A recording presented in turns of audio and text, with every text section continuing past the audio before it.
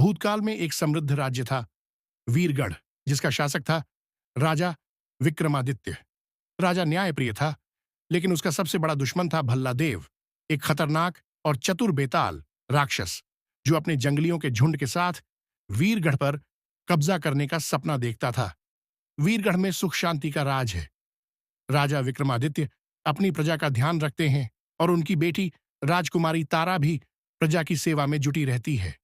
राज्य में हर ओर खुशहाली। भल्लादेव अपने बेतालों की सेना के साथ वीरगढ़ पर आक्रमण करता है।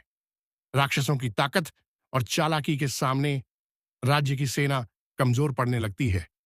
राजा विक्रमादित्य अपने सैनिकों को हिम्मत देते हैं, लेकिन भल्लादेव अपने जादुई बल और छल कपट से राजा को पकड़ लेता है और उसे बंदी बना लेता है।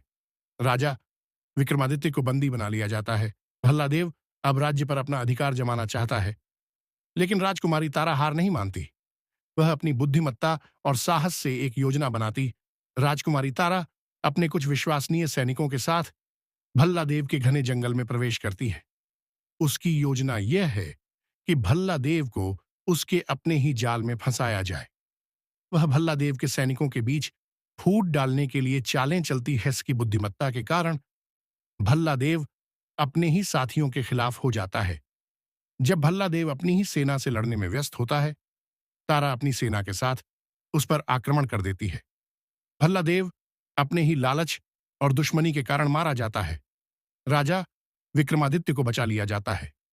राजकुमारी तारा की हिम्मत और चालाकी के कारण वीरगढ़ फिर से खुशहाल हो जाता है।